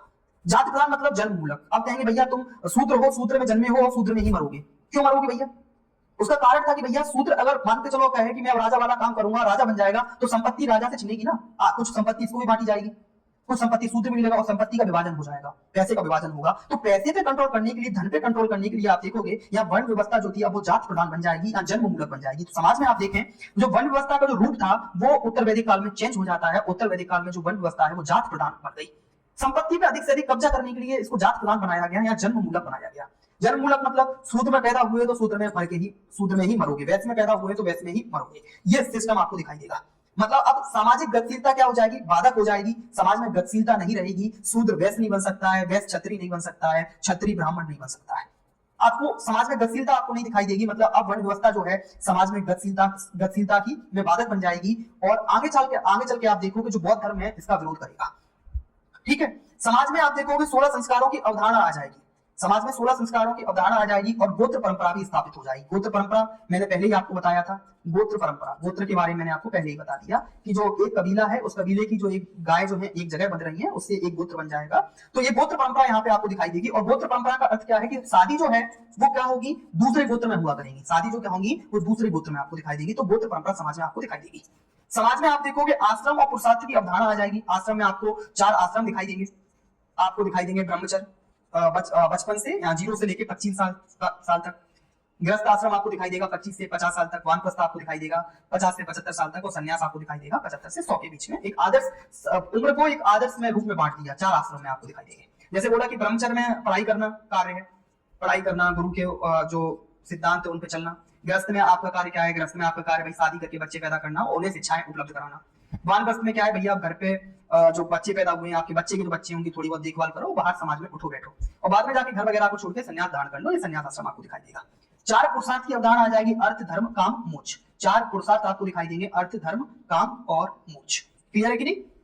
तो यहाँ पे अर्थ दो बार लिखा है, अर्थ धर्म काम मोक्ष। और इसमें जो सबसे महत्वपूर्ण पुरुषार्थ होगा वो अर्थ होगा। कौन सा होगा? अर्थ। क्योंकि सब चीज धन पर केंद्रित होती है। सब चीज किस पे केंद्रित है? धन पर केंद्रित है। कि अगर आपके पास अर्थ है, आपके पास धन है, तो आप धर्म का कार्य कर लेंगे। तो अर्थ जो है पुरुषार्थ सबसे महत्वपूर्ण होगा, क्योंकि आपके पास अर्थ होगा तभी आप धर्म का काम कर पाएंगे। ठीक है, तो एक बात याद रखिए, इसमें अर्थ महत्वपूर्ण देंगे। स्त्री दशा में क्या आ जाएगी? स्त्री की स्थिति में गिरावट आपको दिखाई देगी उत्तर वैदिक काल में। ऋग्वैदिक काल में आप देखेंगे स्त्रियों को सम्मान प्राप्त था समाज में, हालांकि समाज का संरचना पितृसत्तात्मक ही थी।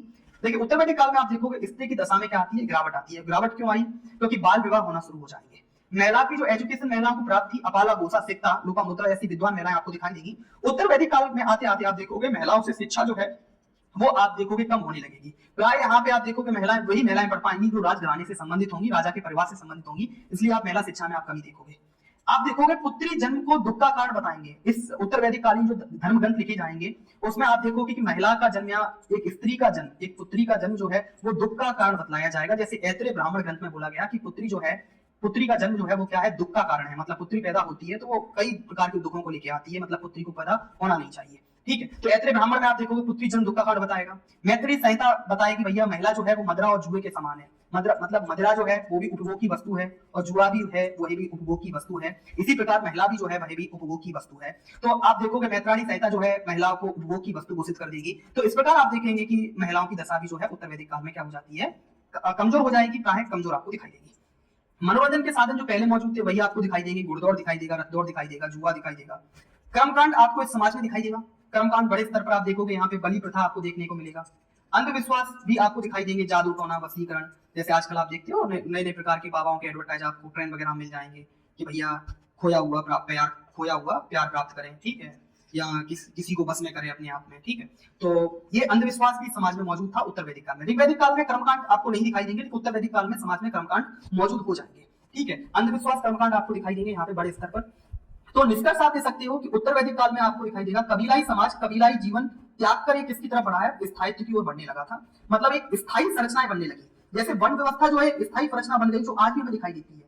आज भी वन व्यवस्था जाति मूलक या जन्म मूलक ही दिखाई दे रही है। तो यहाँ पे जो कबीलाई समाज जो था, पहले नई नई चीजें बना रहा था, वो अब किसकी तरफ बढ़ने लगा? स्थायित्व की तरफ बढ़ने लगा। आज भी समाज में देखोगे स्त्री की दशा काफी कमजोर आपको दिखाई देगी। आज भी समाज में आश्रम और पुरुषार्थ मौजूद हैं।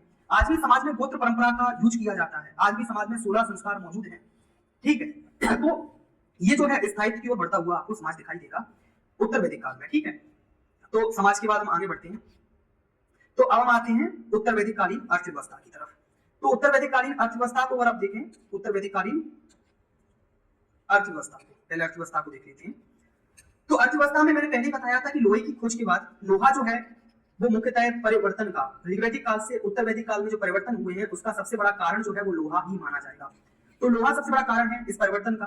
और इसी लोहे की वजह से आपको मैंने पहले ही बताया था कि गाय की जगह जो कृषि है या पशुपालन की जगह कृषि जो है वो आर्यों का प्रमुख व्यवसाय बन जाता है।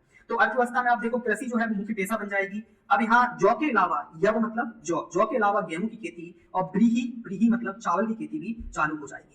ठीक है, कृषि में लोहे का योगदान आपको दिखाई देगा और इस योगदान के कारण आप देखोगे कृषि बेहतर अवस्था में पहुंच जाएगी। बेहतर का अर्थ है इतनी बेहतर नहीं जितनी हड़प्पा सभ्यता में थी। हड़प्पा सभ्यता में आपको अन्नागार दिखाई देंगे, अन्न को या अनाज को इकट्ठा करने वाली संरचनाएं, लेकिन इतनी बेहतर अवस्था में नहीं होगी जितनी हड़प्पा अवस्था में है। लेकिन ऋग्वैदिक काल की तुलना में उत्तर वैदिक काल में कृषि बेहतर अवस्था में आपको दिखाई देगी। पशुपालन में आप देखोगे गाय घोड़ा आदि को पालेंगे और पशुपालन अब इनका द्वितीय पेशा बन जाएगा। शिल्प पहले की तरह ही मौजूद है, पहले की तरह यहाँ पे कुम्हार, बढ़ई, सुनार मौजूद है, लेकिन एक नया शिल्पकार हमें दिखाई देगा, लोहार। कुम्हार पहले भी मौजूद थे, बढ़ई पहले भी मौजूद थे, सुनार पहले भी मौजूद थे, लेकिन लोहार एक नया शिल्पकार आपको दिखाई देगा उत्तर वैदिक काल में लोहे की खोज के बाद। और उद्योग अगर आप देखोगे तो पहले वाले सारे उद्योग मौजूद हैं, वस्त्र उद्योग, मृदभांड उद्योग, रस्सी निर्माण उद्योग, लेकिन एक नया उद्योग और जुड़ जाता है, वो है लोहा निर्माण उद्योग आपको दिखाई देगा। व्यापार वाणिज्य में आप देखें सेम पहले जैसा ही व्यापार वाणिज्य दिखाई देगा, वस्तु विनिमय प्रणाली मौजूद थी। ठीक है, सिक्के हमें दिखाई देंगे, निष्क और शतमान जैसे सिक्कों का उल्लेख मिलेगा। निष्क मैंने आपको बताया था, निष्क जो है ऋग्वैदिक काल में क्या था? एक गले का हार था, गले का सोने का हार था ऋग्वैदिक काल में। लेकिन उत्तर वैदिक काल में आप देखोगे एक तरह का मुद्रा के तौर पे यूज होने लगेगा। किसके तौर पे? मुद्रा के तौर पे। लेकिन ये मुद्रा की शुरुआत नहीं है, यहाँ से इतिहास में मुद्रा की शुरुआत नहीं मानी जाएगी। लेकिन आप कह सकते हो निष्क और शतमान जैसे सिक्के प्रारंभिक सिक्के मौजूद थे, प्रारंभिक। ठीक है, प्राचीन सिक्के तो आप देखोगे आहत सिक्कों को माना जाएगा, आहत सिक्के, ये आहत सिक्के नहीं है। क्लियर है कि नहीं? तो ये आपका अर्थव्यवस्था हो जाएगी। अब हम देखते हैं उत्तर वैदिक कालीन राजनीतिक परंपरा को। तो मैंने पहले ही बताया था कि लोहे की जो खोज हो जाती है या लोहे का आविष्कार हो जाएगा आविष्कार का अर्थ है खोज, यहाँ पे ज्यादा लगाओ क्योंकि चीज खोजी गई है। तो लोहे की खोज के बाद लोहे से विभिन्न प्रकार की जब वस्तुएं बनने लगती हैं, जैसे हथियार बनने लगते हैं, तो क्या होगा, राजा क्या हो जाएगा, पावरफुल हो जाएगा। तो यहाँ पे राजा आपको पावरफुल दिखाई देगा, राजा की शक्ति में वृद्धि आपको दिखाई देगी। तो राजा यहाँ पे क्या करने लगेगा, राजा अपने आप को और बड़ा साबित करने के लिए राजत्व का देवी सिद्धांत देने लगेगा। राजत्व का देवी सिद्धांत, देवी सिद्धांत का अर्थ है कि भैया वो बोलेगा कि राजा बनना मेरी इच्छा नहीं है, मेरी इच्छा नहीं है कि तुम लोगों पे शासन करना, ये तो भगवान की इच्छा है। भगवान ने बोला है कि हम तुम पर शासन करें, हम तुम पर राज करें, मतलब तुम्हें हमको हटाना नहीं चाहिए, क्योंकि भगवान ने क्या कहा है, बोला है। तो राजत्व का देवी सिद्धांत आपको दिखाई देगा, क्योंकि आपको पता होगा पहले ही कि ऋग्वैदिक काल में समिति जो थी वो राजा का चुनाव करती थी, लेकिन उत्तर वैदिक काल में राजा की शक्ति में वृद्धि हो जाएगी, तो यहाँ पे समिति कमजोर पड़ने लगेगी। जहां सभा और समिति जैसी संस्थाएं जो राजा पर कंट्रोल रखती थी वो क्या हो जाएंगी, कमजोर हो जाएंगी। इसलिए आप देखोगे कि यहाँ से राजा जो है अपना वंशानुगत शासन स्थापित करने लगेगा। इस प्रकार का वंशानुगत मतलब राजा का बेटा ही क्या बने, राजा बने। ठीक है, तो यहाँ पे उसको प्रमाणित करने के लिए भैया ये चुनाव जो है वो समिति ने करे हैं। तो नाम मात्र का आपको दिखाई देगा, नाम मात्र के तौर पर निर्वाचन भी आपको दिखाई देगा कि राजा प्रमाणित करवा देता था, वही समिति ने ही चुना है। ठीक है, लेकिन वंशानुगत की शुरुआत भी आपको दिखाई देगी, राजा पावरफुल हो गया। ठीक है, तो राजा में आप देखें तो राजा की शक्ति में वृद्धि हो जाती है, क्योंकि लोहे की खोज से राजा के लिए विभिन्न लोहे के उपकरण बनवाए, और राजा अपने आपको और पावरफुल बनाने के लिए राजत्व का देवी सिद्धांत देगा, जो हमें ऐत्रेय ब्राह्मण ग्रंथ में देखने को मिलता है, राजत्व का देवी सिद्धांत। और राजा का पद जो है अब कैसा हो जाएगा, वंशानुगत हो जाएगा। वंशानुगत मतलब राजा का बेटा ही राजा बनेगा, लेकिन ऋग्वैदिक काल में ऐसा हमें नहीं देखने को मिलता। नौकरशाही में अगर हम देखोगे तो नौकरशाही में अभी भी आपको देखेंगे तो राजा के उच्च पदाधिकारी ऋग्वैदिक उत्तर वैदिक काल में रत्नी कहलाएंगे। राजा के उच्च पदाधिकारी जो हैं वो उत्तर वैदिक काल में रत्नी कहलाएंगे, और इनकी संख्या कितनी थी, 12 थी। ठीक है, कितनी संख्या थी, 12। इनमें से कुछ के नाम आप याद रखें, ग्रामीणी हो गया, गांव का प्रधान, पुरोहित हो जाएगा, युवराज हो जाएगा, संग्रहिता हो जाएगा। संग्रहिता मतलब कर को एकत्रित करने वाला। अब यहाँ पे कर प्रणाली आपको दिखाई देगी, कर अनिवार्य हो जाएगा, तो राजा पावरफुल हो गया ना, राजा के पास हथियार है, सेना है, तो राजा पावरफुल है। यहाँ पे टैक्स जो है वो अनिवार्य कर दिया जाएगा, और ये टैक्स कितना था, जितनी पैदावार होती है उसका 1/16 भाग, उसका कितना, 1/16 भाग टैक्स के रूप में लिया जाएगा। अब सभा समिति मैंने पहले बताया था कि राजा पावरफुल हो गया है, तो सभा समिति जो है वो कम पावरफुल हो जाएगी, मतलब इसका महत्व जो है वो घट जाएगा, और विदत और गढ़ जैसी संस्थाएं यहाँ पे लगभग विलुप्त हो जाती हैं। न्याय व्यवस्था में आप देखोगे राजा सर्वोच्च है, अन्य न्यायाधीश को यहाँ पे क्या बोलेंगे, अध्यक्ष कहेंगे। क्या कहेंगे, अध्यक्ष। दंड अगर आप देखोगे तो मृत्युदंड दिया जाता था, देश बाहर कर दिया जाता था, शारीरिक दंड भी दिए जाते थे। ठीक है, और राज्य के आकार में क्या हो जाएगी, वृद्धि हो जाएगी। वृद्धि मैंने पहले ही बताया था, जो प्रशासनिक इकाई थी यहाँ प्रशासनिक इकाई बढ़ जाएगी। यहाँ पहले प्रशासनिक इकाई कुल थी, कुल को मैंने बताया कई कुल मिलते हैं तो ग्राम बन जाता है, और कई ग्राम मिलते हैं तो विश्व बन जाता है, और कई विश्व बनते हैं तो जन बन जाता है, और जन पे राजा ऋग्वैदिक काल में शासन करता था, इसलिए राजा को जनस्य गोप बोलेंगे। लेकिन यहाँ पे आप देखोगे राजा जो है वो कई जनों को जीतकर जनपद बनाने लगेगा। क्या बनाने लगेगा, जनपद। मतलब राजा क्या करेगा, मान के चलो एक राजा ने क्या किया, एक इस जन को जीत लिया, एक इस जन को जीत लिया, एक इस जन को जीत लिया, तो 3 जन जीती राजा ने, तो इसको बोल दिया जनपद। ये पूरे क्षेत्र को क्या बोल दिया, जनपद। इसलिए यहाँ पे देखो राज्य के आकार में क्या हो जाएगी, वृद्धि हो जाएगी, और जनपद एक नई प्रशासनिक इकाई के तौर पर हमें दिखाई देगी। मैंने पहले ही बताया कि अब जो है कृषि जो है वो महत्वपूर्ण व्यवसाय है, और कृषि के लिए राजा क्या करेंगे, अधिक से अधिक जमीन को कंट्रोल करने की कोशिश करेंगे। तो यहाँ पे युद्ध जो है उत्तर वैदिक काल में गाय की चोरी के लिए नहीं होंगे। ऋग्वैदिक काल में संपत्ति गाय थी, उत्तर वैदिक काल में संपत्ति जमीन है, क्योंकि अधिक से अधिक जमीन कंट्रोल करना है, अधिक से अधिक क्षेत्र कंट्रोल में लाना है। तो यहाँ पे आपको देखोगे जो युद्ध होंगे वो क्षेत्र की प्राप्ति के लिए होंगे, इसलिए राज्य के आकार में क्या हो जाती है, वृद्धि आपको दिखाई दे रही होगी। विज्ञान और तकनीक को अगर देख लें तो चिकित्सा विज्ञान ने एक व्यवसाय का रूप धारण कर लिया था। चिकित्सा विज्ञान की शुरुआत आपको ऋग्वैदिक काल में आपको दिखाई देगी, लेकिन यहाँ एक व्यवसाय के तौर पे आपको दिखाई देने लगेगा उत्तर वैदिक काल में। इसलिए आप देखेंगे कि उत्तर वैदिक काल में जो आपका उत्तर वैदिक काल में जो अथर्ववेद है, अथर्ववेद जो मुख्यतः उत्तर वैदिक काल से संबंधित है, उस अथर्ववेद में चिकित्सा विज्ञान की काफी वर्णन आपको दिखाई देगा उस अथर्ववेद में, क्योंकि अथर्ववेद उत्तर वैदिक काल से संबंधित है, और चिकित्सा विज्ञान का काफी वर्णन आपको दिखाई देगा अथर्ववेद में। तो चिकित्सा विज्ञान एक व्यवसाय के तौर पर आपको दिखाई देगा, उत्तर वैदिक काल में दिखाई देगी। ज्योतिषी विज्ञान जो ऋग्वैदिक काल में मौजूद था उसमें वृद्धि देखी जाएगी ज्योतिषी विज्ञान में। विभिन्न धातुओं का ज्ञान हो जाएगा, यहाँ पे आपको एक नई धातु दिखाई देगी, लोहा भी आपको दिखाई देगी यहाँ पे, ठीक है, उत्तर वैदिक काल में। ठीक है, मानव शरीर रचना शास्त्र का ज्ञान हो जाएगा कि मानव शरीर रचना किस प्रकार हुई है, ये भी आपको उत्तर वैदिक काल में दिखाई देगा, मानव शरीर शास्त्र की रचना का। क्लियर है कि नहीं? अब हम आते हैं उत्तर वैदिक कालीन धर्म की तरफ।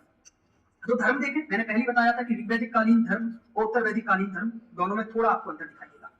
उत्तर वैदिक काल में आपको कर्मकांड दिखाई देने लगेंगे। कर्मकांड का अर्थ क्या था कि मैंने पहले ही बताया कि जो ब्राह्मण है वो ब्राह्मण ही बना रहना चाहता है, जो क्षत्रिय है वो क्षत्रिय ही बना रहना चाहता है, जो वैश्य है वो वैश्य, और जो शूद्र है वो शूद्र। लेकिन जो शूद्र थे वो शूद्र बने रहना चाहते नहीं है, वो चाहते हैं भैया वो पहले की तरह, जैसे ऋग्वैदिक काल में वर्ण जो था वो चेंज हो जाता था, वो वैश्य बन सके, वो क्षत्रिय बन सके, वो ब्राह्मण बन सके, लेकिन उत्तर वैदिक काल में बंद कर दिया जाएगा।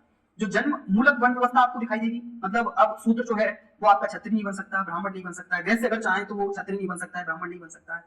तो अब समाज में कर्मकांड आपको दिखाई देंगे, समाज में कर्मकांड दिखाई देंगे इस जात प्रथा, जो जन्ममूलक जात प्रथा बनाई गई है उसको कंट्रोल करने के लिए। तो नए नए प्रकार के कर्मकांड आपको दिखाई देंगे, ठीक है। तो यज्ञ और कर्मकांड की प्रधानता हो जाएगी। तो उत्तर वैदिक काल में आप देखोगे यज्ञ और कर्मकांड की प्रधानता आपको दिखाई देने लगेगी। देवताओं का क्रम जो है वो भी बदल जाएगा। ऋग्वैदिक काल में जो देवता जो थे मुख्यतः वो प्रकृति पूजक आपको दिखाई दे रहे थे, प्रकृति पूजक देवता आपको दिखाई देते। इंद्र प्रकृति पूजक देवता थे, अग्नि भी प्रकृति वाले ही थे, अग्नि हो जाए, वायु जो है वायु देवता भी प्रकृति वाले देवता थे। तो ऋग्वैदिक काल में जो आपको देवता दिखाई देंगे वो मुख्यतः प्रकृति वाले आपको देवता दिखाई देंगे। उत्तर वैदिक काल में आप देखोगे जो देवता है वो आपको प्रजापति, विष्णु और शिव, मतलब आपको त्रिदेव की संकल्पना उत्तर वैदिक काल में आपको दिखाई देगी। त्रिदेव प्रजापति का यहाँ पे अर्थ है ब्रह्मा जी, तो ब्रह्मा विष्णु शिव की संकल्पना उत्तर वैदिक काल में आपको दिखाई देगी। उत्तर वैदिक काल के मुख्य देवता आपको ये तीन ही आपको दिखाई देंगे, ब्रह्मा विष्णु महेश या शिव। पंच महायज्ञ आपको उत्तर वैदिक काल में दिखाई देंगे। और पंच महायज्ञ कौन कौन से हैं? ब्रह्म यज्ञ है, देव यज्ञ है, पितृ यज्ञ है, अतिथि यज्ञ है और भूत यज्ञ है। ये पांच महायज्ञ उत्तर वैदिक काल में आपको दिखाई देंगे। तीन ऋण की संकल्पना उत्तर वैदिक काल में आ जाएगी। पितृ ऋण, पिता का ऋण चुकाना, ऋषि ऋण, ऋषि का ऋण चुकाना और देव ऋण, भगवान का ऋण या ईश्वर का ऋण चुकाना। पितृ ऋण क्या है? जैसे मान के चलो आप जब पिता बन जाओगे तो पिता बनने के बाद मतलब आपने शादी करी और शादी करने के बाद जैसे आपके बच्चे हो जाएंगे तो आप पितृ ऋण से मुक्त हो जाओगे, ठीक है। मतलब शादी करना और बच्चे पैदा करना मतलब अपनी जनरेशन को आगे बढ़ाना, एक तरह का पितृ ऋण होगा। जिस प्रकार आपके पिता ने आपको पैदा करके अपनी जनरेशन को आगे बढ़ाया तो पितृ ऋण हो जाएगा। ऋषि ऋण क्या होगा? ऋषि ऋण से कैसे मुक्त हो सकते हैं? ऋषि, गुरु ने आपको पढ़ाया, गुरु ने आपको पढ़ाया तो आप अपने बच्चे को पढ़ाओ किसी गुरु के पास तो आप ऋषि ऋण से मुक्त हो जाओगे। और देव ऋण क्या है? देवताओं की पूजा करने के लिए विभिन्न प्रकार के आप यज्ञ वगैरह का आयोजन करवाओ तो आप देव ऋण से क्या हो जाओगे? मुक्त हो जाओगे। तो धार्मिक व्यवस्था में आपको तीन ऋण की संकल्पना दिखाई देगी। दो महाकाव्य आपको दिखाई देंगे, महाभारत उत्तर वैदिक काल में और रामायण भी आपको उत्तर वैदिक काल में दिखाई देंगे, ठीक है। रामायण के रचनाकार आप जानते हैं, और रामायण की रचना वाल्मीकि जी हैं, ठीक है। वाल्मीकि जी रामायण के संस्कृत भाषा में और महाभारत के संकलनकर्ता आपको वेद व्यास जी दिखाई देंगे। तो महाभारत के संकलनकर्ता आपको वेद व्यास जी दिखाई देंगे, ठीक है। और उत्तर वैदिक काल में आप देखोगे पुनर्जन्म का सिद्धांत भी उत्तर वैदिक काल में आपको दिखाई देता है और इसका वर्णन जो है वो शतपथ ब्राह्मण में चर्चित है, ठीक है। शतपथ ब्राह्मण ग्रंथ में आपको दिखाई देगा। तो जब धार्मिक व्यवस्था पूछा जाए तो आप इतना ही लिखो, बेहतर है। 5 अंक में पूछा जाएगा ज्यादा से ज्यादा तो 5 अंक में इतना लिखना सबसे बेहतर रहेगा, ठीक है। 5 अंक में इतना ही बेहतर है। तो हम आगे बढ़ते हैं।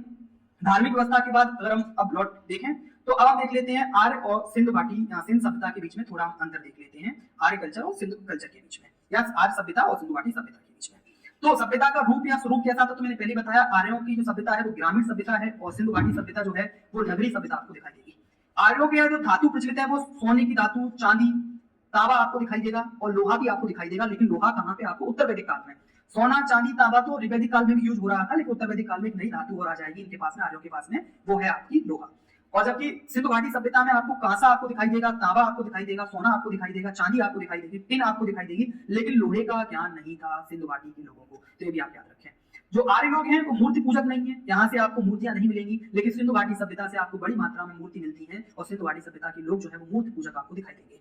आर्य जो है वो युद्ध प्रिय है, इन्हें युद्ध करना अच्छा लगता है और एक संकल्पना मैंने पहले ही बताई थी, आर्य आक्रमण का सिद्धांत हड़प्पा सभ्यता के पतन में, ठीक है। और तो आर्यों के पास युद्ध हथियार है, आर्यों के पास में भाला है, आर्यों के पास में एक तरह का हेलमेट जैसी संरचना जो आपके फेस को बचाएगी, ठीक है, वही संरचना मौजूद है, मतलब युद्ध हथियार मौजूद हैं। तो आर्य जो है वो युद्ध प्रिय आपको दिखाई देंगे, हड़प्पा वासी आपको शांत प्रिय दिखाई देंगे, क्योंकि हड़प्पा से आपको युद्ध के साक्ष्य नहीं मिलेंगे। एक अपवाद छोड़ दिया जाए वो मोहनजोदड़ो की डेड मैन वाली गली। समाज जो है आर्यों का वो पितृसत्तात्मक है, यहाँ पुरुष को ज्यादा पावर दी गई है या पुरुष को ज्यादा शक्ति प्राप्त है। वहीं हड़प्पा सभ्यता का जो समाज है वो मातृसत्तात्मक आपको दिखाई देगा। व्यवसाय आप देखोगे तो इनका प्रमुख व्यवसाय जो है वो कृषि और पशुपालन आपको दिखाई देंगे। वहीं सिंधु सभ्यता का प्रमुख व्यवसाय जो था व्यापार वाणिज्य था। मैंने कहा था व्यापार वाणिज्य के पतन के बाद ही सिंधु सभ्यता का पतन हो जाता है। तो इनका प्रमुख व्यवसाय क्या है? व्यापार वाणिज्य है। शिक्षा आप देखोगे आर्यों के पास मौखिक शिक्षा थी, मौखिक प्रणाली। आर्यों ने अपना ज्ञान जो है वो श्रुति परंपरा द्वारा ट्रांसफर किया, क्योंकि इनके पास में लेखन परंपरा नहीं थी, इनके पास में लेखन की परंपरा नहीं थी, इन्होंने किसी लिपि का आविष्कार नहीं किया था। आर्यों के पास आप देखोगे किसी भी प्रकार की लिपि मौजूद नहीं थी वैदिक काल में।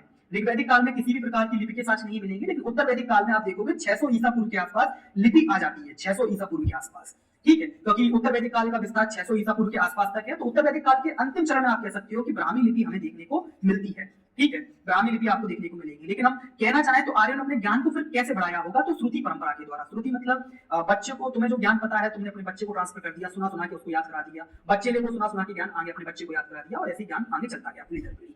लेकिन हड़प्पा सभ्यता के पास में अपनी खुद की लिपि मौजूद है, जिसको बोला गया है भाव चित्रात्मक लिपि। ठीक है। युद्धास्त्रों में देखोगे तो आर्यों के पास में युद्धास्त्र मौजूद थे, जैसे कवच वगैरह, ठीक है, हथियार वगैरह भी मौजूद थे, जबकि युद्धास्त्र सिंधु सभ्यता में नहीं मौजूद थे। ठीक है। घोड़े के बारे में आप देखो तो आर्य लोग घोड़े से परिचित थे और सिंधु सभ्यता के लोग घोड़े से अपरिचित थे, मैंने पहले ही बताया। हालांकि घोड़े के एक जगह साक्ष्य हमें देखने को मिलते हैं, वो है सूतकोटदा। ठीक है। तो सूतकोटदा से भी साक्ष्य देखने को जरूर मिलेंगे सिंधु सभ्यता से, लेकिन वो घोड़े के बारे में जानेंगे नहीं, घोड़ा उनके यूज में नहीं रहेगा। ठीक है, तो याद रखें। तो ये आपका हो गया आर्य और सिंधु घाटी सभ्यता में अंतर। कभी कभार ऋग्वैदिक काल और उत्तर वैदिक काल में अंतर और पूछ लिया जाता है। कभी कभार क्या करते हैं वो ऋग्वैदिक काल और उत्तर वैदिक काल में अंतर पूछ लेते हैं। ठीक है, ऋग्वैदिक काल में और उत्तर वैदिक काल में। तो आप काल बता दें, पहला अंतर बता दें कि भैया ये 1500 से कितने, 1500 से 1000 के आसपास है, और इधर बता दें कि 1000 से 600 के आसपास है, 1000 से 600 के आसपास। ठीक है, ये बता दें आप। उसके बाद बताएं इनके निवास स्थान बता दें। यहाँ पे निवास स्थान क्या था इनका, सप्तसेंद्र प्रदेश। यहाँ पे निवास स्थान क्या है इनका, ब्रह्मावर्त प्रदेश, ब्रह्मावर्त या ब्रह्मर्ष प्रदेश। इनका निवास स्थान क्या है, ब्रह्मावर्त या ब्रह्मर्ष प्रदेश। ठीक है। यहाँ पे आप बता दें कि मुख्य पेशा क्या है, मुख्य पेशा आप बता दें, पेशा इनका पशुपालन है। इधर आप बता दें इनका पेशा मुख्य क्या है, कृषि है। इधर आप बता दें कि भैया लोहे के बारे में जानते नहीं थे, इधर बता दें लोहे के बारे में जानते थे। इधर बता दें भैया महिलाओं की स्थिति अच्छी थी, इधर बता दें महिलाओं की स्थिति अच्छी नहीं थी। ठीक है, तो जो आपने अब तक पढ़ा वही इससे आप अंतर निकाल सकते हो वैदिक काल उत्तर वैदिक काल में। क्लियर है कि नहीं? तो इस प्रकार आपका वैदिक काल जो है कवर हो जाता है। तो वैदिक काल ज्यादा नहीं पढ़ना है। वैदिक काल अगर आपसे क्वेश्चन पूछे जाएंगे तो इसी रूप में रहेंगे, इससे ज्यादा आपसे क्वेश्चन नहीं पूछा जा सकता वैदिक काल से। वैदिक काल, वैदिक काल, उत्तर वैदिक काल, कितना भी वो कठिन क्वेश्चन बना लें आपसे पीएससी वाले, तो वो इसमें से ही बनाएंगे। क्लियर है कि नहीं? तो याद रखें, तो ये मेंस के अकॉर्डिंग आप याद रखिए, क्योंकि प्री के अकॉर्डिंग जो एमसीक्यू या पीवाईक्यू सीरीज रहेगी, उस सीरीज में हम आपको पीवाईक्यू के माध्यम से इसका रिवीजन करा देंगे। पीवाईक्यू के माध्यम से इसका क्या हो जाएगा, रिवीजन हो जाएगा, तो आपको दिक्कत नहीं आएगी। इसी मतलब इतने ही ज्ञान से, जो इतना ज्ञान है, इतना ज्ञान सफिशिएंट है उन पीवाईक्यू को हल करने के लिए। आप आराम से उनको हल कर लोगे। ठीक है, तो मेंस के लिए भी इतना सफिशिएंट है और प्री के लिए भी इतना ही सफिशिएंट है। क्लियर है कि नहीं? ठीक है, तो अगली क्लास में हम आगे बढ़ेंगे। आज के लिए इतना ही, धन्यवाद।